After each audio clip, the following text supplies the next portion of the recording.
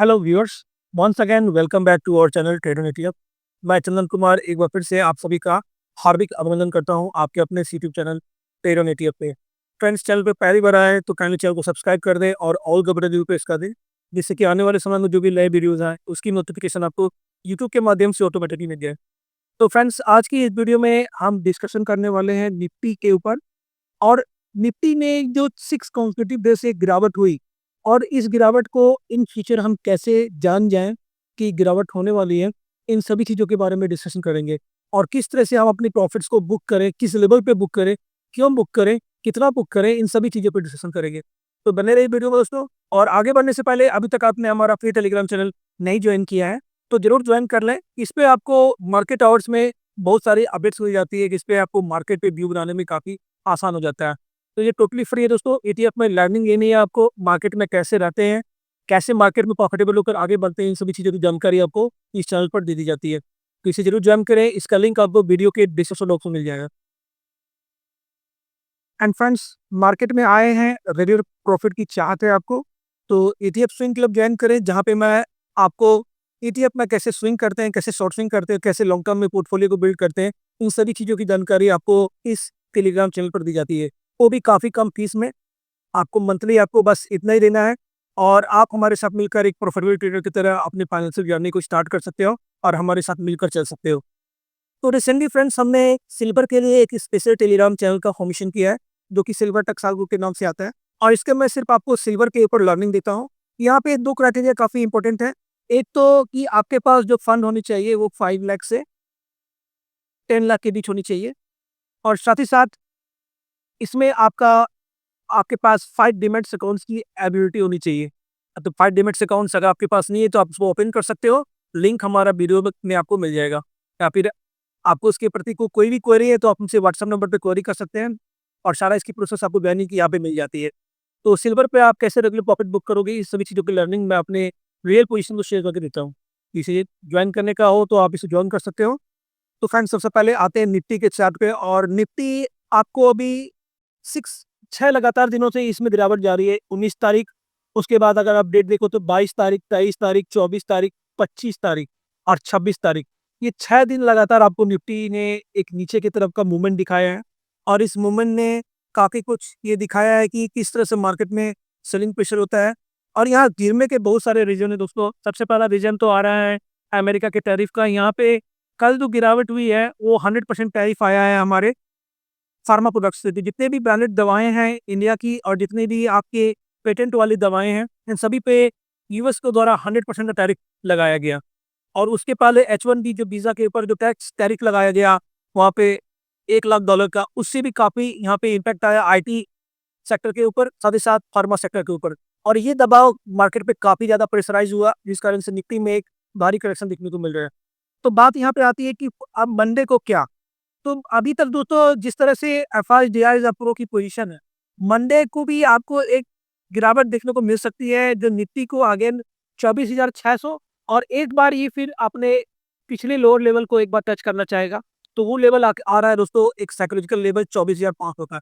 तो 24,500 और उसके नीचे 24,459, ये लेवल निफ्टी आपको टच करते हुए मंडे को दिख जाएगी।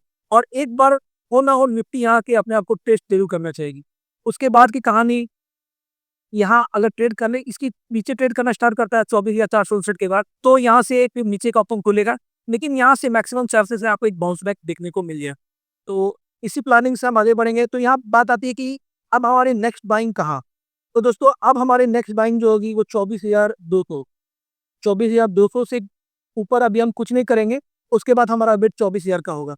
तो ये हमने वर्क प्लानिंग की है दोस्तों। अगर 24,000 तक अगर मार्केट आता है तब जाके हम कुछ एक्शन लेंगे, अदरवाइज यहाँ पे अब हम शांत बैठने की कोशिश करेंगे। क्योंकि हमारे जितने भी सब्सक्राइबर हैं, जितने भी व्यूअर्स हैं, उन लोगों का मैक्सिमम जो फंड है यहाँ पे इन्वॉल्व हो चुका है मार्केट में। और अब जो समय आ रहा है दोस्तों, अपने फंड्स को आप ऐसे ही मैनेज करो ताकि लोअर लेवल तक आपके फंड्स अवेलेबल हो।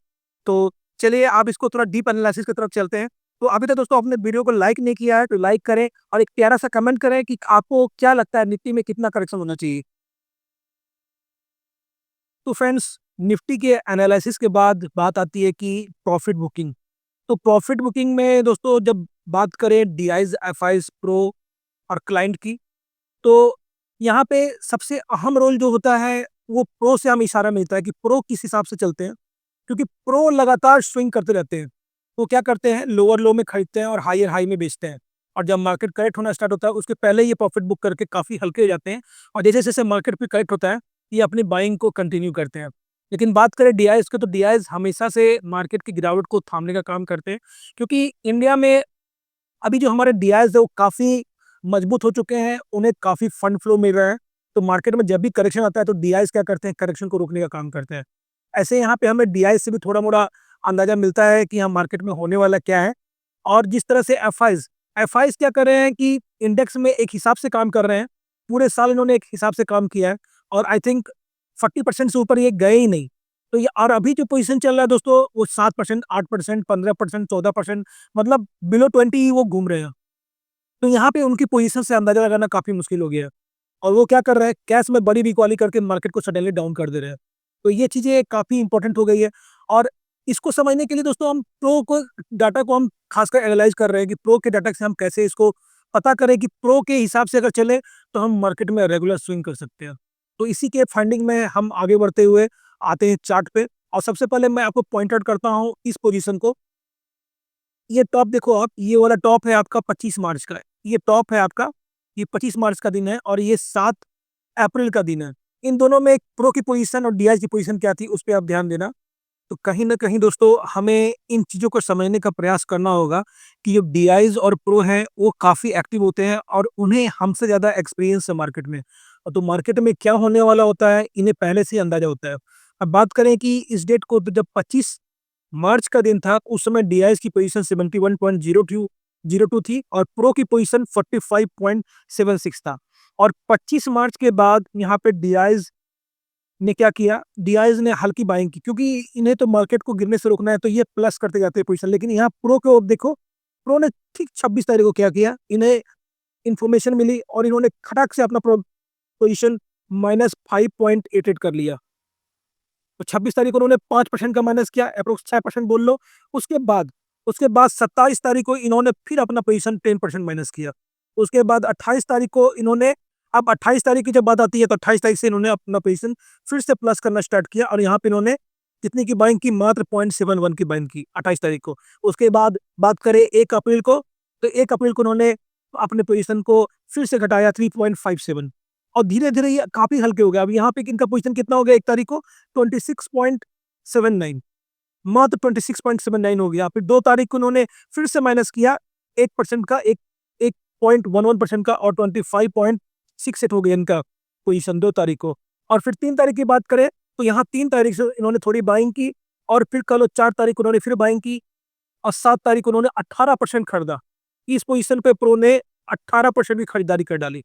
तो आप समझ सकते हैं कि जब प्रो की प्रॉफिट बुकिंग आनी स्टार्ट होती है, खासकर जब वो 4%, 5% का प्रॉफिट बुक करते हैं, तो यहाँ पे हमें क्लियर कट एक आइडिया लगा लेना चाहिए कि हो ना हो यहाँ से प्रॉफिट बुकिंग आएगी, और मार्केट यहाँ पे करेक्शन होता हुआ आपको दिख जाएगा। चलिए इसको एक एक और एग्जांपल से समझते हैं। जब डीप वॉलेट करेक्शन आती है ना, तो कैसे मार्केट को हम लोग समझे। यहाँ पे दोस्तों मार्केट को समझना काफ़ी इंपॉर्टेंट है, और मैं इन चीज़ों पे काफ़ी फोकस करता हूँ। अपने सब्सक्राइबर को मैं काफ़ी एक्टिव रहने के लिए कहता हूँ। और चलिए, हमने जो एटीएफ स्विंग क्लब का फॉर्मेशन किया है, यहाँ पे मैं अब पूरी कोशिश करूँगा कि टॉप पे हम लोग किस तरह से रिएक्ट करें, और जब प्रॉफिट बुकिंग आएगी तो उस पोजीशन को हम लोग कैसे संभालें। अब यहाँ पे देखिए ये वाला पोजीशन, ये वाला तारीख क्या है, तो उसको मैं आपको दिखा रहा हूँ। ये तारीख आपको निकल के आ रहा है, ये तारीख निकल के आ रहा है, मोटा-मोटी मान लो आप, ये 27 जून का तारीख है। 27 जून को मार्केट यहाँ पे टॉप था, और टॉप कितने का था, 25,600 पे मार्केट ट्रेड कर रहा था। 25,600 पे यहाँ पे मार्केट ट्रेड कर रहा था। और इस पोजीशन पे क्या पोजीशन थी, एफआईज़ की, डीआईज़ की और प्रो की।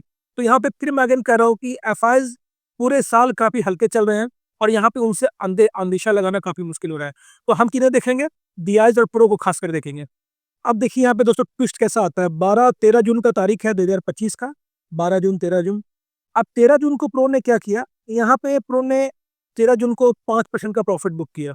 मतलब 13 कह लो, ऑलमोस्ट आपको लगभग ये वाला डेटा आएगा। यहाँ पर प्रॉफिट बुक किया कितना, 5% का प्रॉफिट बुक किया। इन्होंने 5% अपना पोजीशन को लो कर लिया। मैं यहाँ पर राउंड फिगर में आपको बताऊंगा, आप राउंड फिगर पे ही समझे। लेकिन अगेन अगेन इन्होंने क्या किया, 16 तारीख को आप यहाँ समझ सकते हो। 16 तारीख को इन्होंने अपनी पोजीशन अचानक से कितना बढ़ा लिया, 60 का।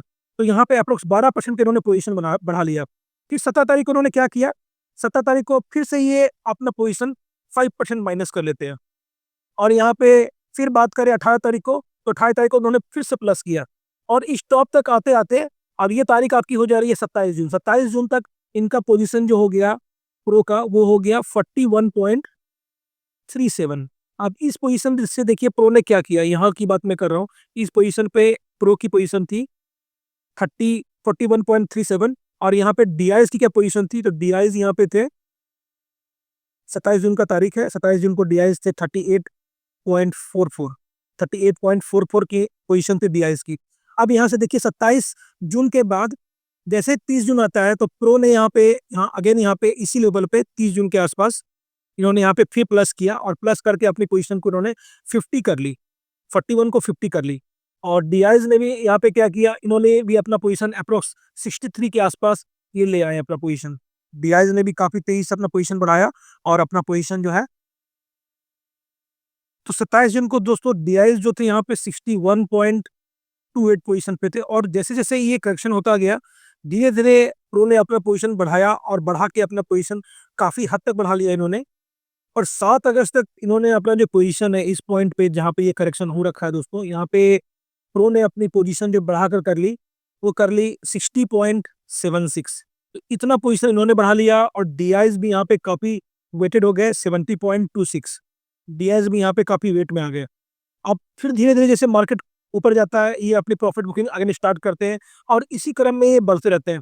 अब यहीं पे देखिए इस पोजीशन पे अगर बात करें अभी का रिसेंट का, ये सितंबर 1 का तारीख है, उस समय क्या पोजीशन थी इन लोगों की, तो यहाँ पे 1 सितंबर को डीआईएस की पोजीशन दोस्तों 64.90 थी और प्रो यहाँ पे 57.18 पे थे। उसके बाद जब जिसे जैसे ही ये मार्केट ऊपर जाता है ये लोअर लेवल पे इन्होंने फिर से बाय किया। प्रो ने यहाँ पे अब अगेन 2 तारीख को अपना पोजीशन बढ़ा के कितना कर लिया, तो इन्होंने कर लिया 62.67 कर लिया, 57 से 62.67 मतलब अप्रोक्स 63 पे आ गए। उसके बाद प्रो में हल्की हल्की बुकिंग स्टार्ट की। अब उसके बाद 4 तारीख को उन्होंने फिर से खरीदा, इस पोजीशन पर उन्होंने फिर से खरीदा और अपनी पोजीशन कर ली 68.63।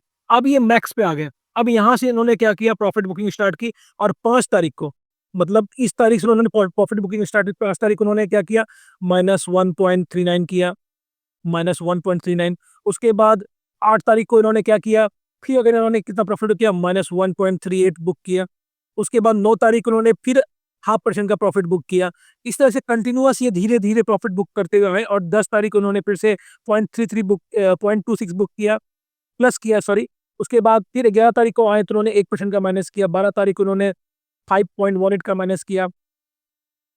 उसके बाद 15 तारीख को उन्होंने 1.28 का माइनस किया, 16 तारीख को 6.17 का माइनस किया, 17 तारीख को इन्होंने 4.59% का माइनस किया और 18 तारीख को उन्होंने फिर अगेन 3.77। तो यहाँ टॉप तक ये आप प्रॉफिट बुकिंग करते हुए ये ऊपर गए, अपनी पोजीशन को हल्का किया इन्होंने।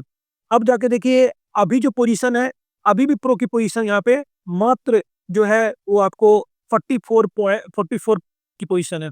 इस पोजीशन पे प्रो की जो पोजीशन है यहाँ पे अभी 44 की पोजीशन है। तो प्रो अगेन यहाँ पे हल्के हैं और यहाँ पे इनकी बाइंग अभी और आपको देखने को मिलेगी जैसे ही ये थोड़ा सा लोअर लेवल पे टच करेंगे।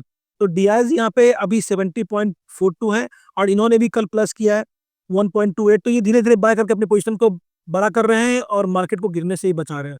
लेकिन प्रो को आप देखना जैसे मार्केट पलटने वाला होगा ये खटक सा को बाइंग करते हुए दिखेंगे और अपनी पोजीशन को 54 56 ऐसा करते जाएंगे और ये 61 तक जाएंगे, 62 तक जाएंगे, फिर वहां से प्रॉफिट बुकिंग करना स्टार्ट करेंगे। तो यहाँ पे दोस्तों हमें समझने की बात ये होनी चाहिए कि कैसे ये अपने प्रॉफिट बुकिंग को करते हैं और इनका प्रॉफिट बुकिंग आना दैट मीन्स कि मार्केट में करेक्शन आना, खासकर प्रो की। प्रो जब अपने हैवी पोजीशन से धीरे से 4% 5% जब काटना स्टार्ट करते हैं तो यहाँ पे हमें भी समझना होगा कि यहाँ पे प्रॉफिट बुकिंग आने वाली है। तो जब भी 4% 5% दोस्तों प्रॉफिट बुक हो इनका प्रो का, तो आप समझ जाइए मार्केट में करेक्शन आएगा और वहाँ पे हमें भी अपने पोजीशंस को धीरे धीरे प्रॉफिट बुक करते हुए अपने आप को कैश में लाना होगा और मार्केट में बने रहने के लिए कैश में लाना काफ़ी इंपॉर्टेंट है दोस्तों। तो आई थिंक आपको ये चीज़ अब समझ में आ रही होगी कि प्रो के पोजीशन पे हमारा लगातार नज़र होगा और खासकर डीआईएस पे भी काफ़ी नज़र होगी हमारी। तो अभी भी जिस हिसाब से जो पोजीशन बना हुआ है प्रो का और डीआईएस का दोस्तों, यहाँ पे अभी भी ये पूरा फुल नहीं हुए हैं, इनकी जगह अभी भी बाकी है। तो एक बार यहाँ पे देखने को मिल सकता है कि 24,459 पे यहाँ पे मार्केट आपको आता हुआ दिखेगा। तो आई थिंक ये वीडियो आपके लिए काफ़ी हेल्पफुल हुआ होगा और काफ़ी इंपॉर्टेंट हुआ होगा, और आपको ये समझ में आया होगा कि प्रो की पोजीशन को ध्यान पे रखना काफ़ी इंपॉर्टेंट है हमारे लिए। तो आगे हम पूरी कोशिश करेंगे इनकी पोजीशंस को एनालाइज करने की, और उनके पोजीशन को देखकर हम एक डिसीजन तक पहुंच पाए कि मार्केट में यहाँ क्या होने वाला है।